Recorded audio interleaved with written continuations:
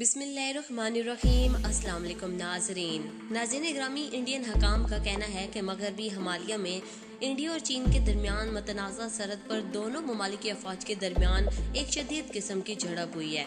Indian खबर रसा इदारे प्रेस ट्रस्ट ऑफ इंडिया का कहना है कि चीनी फौजियों ने पेंगोंग झील के नजदीक इंडियन इलाके में दाखिल होने की कोशिश की, जिसके बाद फौजियों ने दोनों जानब से एक दूसरे पर पत्थर फेंके, जिससे दोनों तरफ के फौजी मामूली जख्मी हुए।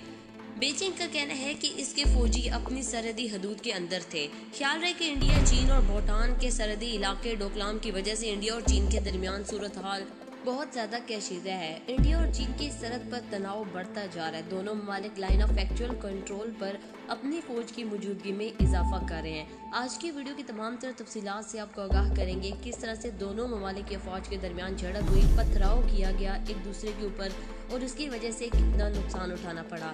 चाइना ने इंडिया को क्या पैगाम जारी किया और आइंदा आने वाले दिनों में पाकिस्तान का क्या रद्द-अमल होगा। तमाम तरह तफसीलात जानने के लिए ज़रूरी है वीडियो के लास्ट तक बने रहें। वीडियो शुरू करने से पहले मेरे तमाम अहबाब से गुजारिश है, जो अहबाब इस चैनल पर न्यू है, सबसे पहले इस चैनल को सब्सक्राइब करें, साथ में जुड़े बेल आइकन के बटन को दबा दें ताकि न्यूज़ से रिलेटेड आप हमेशा से अपडेट रह सकें।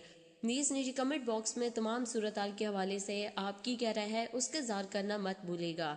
तो चलिए चलते हैं आज की अहम तरीन वीडियो की तरफ। करीनी कराम प्रेस ट्रस्ट ऑफ इंडिया ने आज के रोज इंडियन फौजी एहलकारों के हवाले से बताया कि हालिया झड़प में फौजियों ने चीनी फौजियों को इन इलाकों में दाखिल होने से रोकने के लिए इंसानी जंजीर बनाई, जिस पर इंडिया अपना दावा करता है। लद्दाख के इलाके में वाक़या इस इलाके को चीन भी अपनी सरजमीन करार देता है। एक इंडियन एहलकार ने बताया कि वो ज़राया ब्लॉग में शाया होने वाली खबरों की तरदीद या तस्दीक नहीं कर सकते, ताहम इनका कहना था कि ऐसे वाक़यात होते रहते हैं और ऐसा पहली बार नहीं हुआ, यहाँ की अब ये नॉर्मल रूटीन बन चुकी है। चीन की वजारत खारजा की जानिब से जारी होने वाले एक बयान में कहा गया कि इंडिया चीनी सरजमीन से फौरी तौर पर और बगैर किसी शर्त के तमाम एहलकार और साजो सामान वापस बुलाए। बयान में ये भी कहा गया कि जब झड़प हुई इस वक्त इसके फौजी चीनी सरजमीन के अंदर ही मौजूद थे। देखें, इंडिया के मुताबिक उन्होंने कहा था कि एक बफर जोन बन चुका है जहां पर ना इंडिया के फौजी जा सकते हैं और ना ही चाइना के फौजी जा सकते हैं। इनके दरमियान एक माहिदा हो गया, लेकिन हकीकत पूरी दुनिया जानता है कि किस तरह से इन्होंने अपने इलाके उठाकर चाइना के हाथ रख दिए। पूरा कोह कैलाश इंडिया ने चाइना को दे दिया और दुनिया के सामने कहते हैं कि हमने कुछ नहीं खोया बल्कि पाया है। अब सिचुएशन ये है कि चाइना उनके इलाकों में घुसता है, कार्रवाई करता है, पथराव होते हैं और ये दुनिया के सामने कहते हैं कि यहाँ पर ये नॉर्मल रूटीन है। दूसरी जानब इंडियन वजारत खारजा की जानब से जारी करदा बयान में आज के रोज कहा गया कि चीन और इंडिया के दरमियान सरहदी इलाकों में कोई मुश्तरका तौर पर खींची गई लाइन ऑफ एक्चुअल कंट्रोल मौजूद ही नहीं है।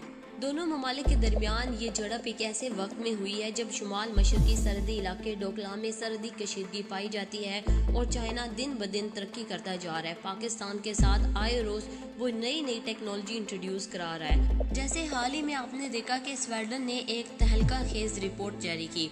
उसे कहा कि भारत अपनी तबाही के दहाने पर पहुंच चुका है। मोदी ने भारत को बर्बादी के दहाने पर ला खड़ा किया। मोदी पाकिस्तान और चाइना के खिलाफ जो नफरत उगल रहा है, जो जुनून उसके सर पर सवार है पाकिस्तान और चाइना को शिकस्त ज़दा करने के हवाले से, उसके चक्कर में उसने पूरे के पूरे इंडिया को डुबो दिया। अब आइंदा आने वाले दिनों में आप देखेंगे कि इंडिया और चाइना के दरमियान एक क्वाड सिक्योरिटी डायलॉग होने जा रहा है। एक तरफ चीन की मुखालफत तो दूसरी जानब शराकतदारी। इंडिया के तवाज़ुन कैसे बरकरार रखेगा। अमेरिका में जुम्मे के रोज क्वाड रिलेटेड सिक्योरिटी डायलॉग ममालिक की पहली वर्चुअल कॉन्फ्रेंस का इनेकाद हो रहा है, जिसके दौरान अमेरिकी सदर जो बाइडन और इंडिया के वजीर आज़म नरेंद्र मोदी के दरमियान एक वर्चुअल मुलाकात भी होगी। इंतखाबात में कामयाबी के बाद नए अमेरिकी सदर की इंडियन वजीर आज़म नरेंद्र मोदी के साथ ये पहली मुलाकात होगी।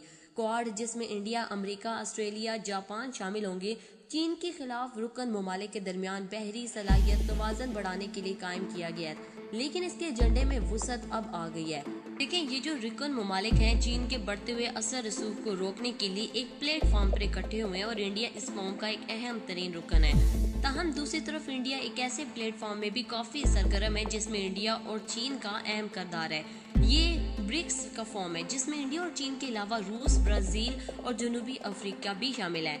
दिलचस्प बात यह है कि इस साल इंडिया को ब्रिक्स की सदारत मिली है।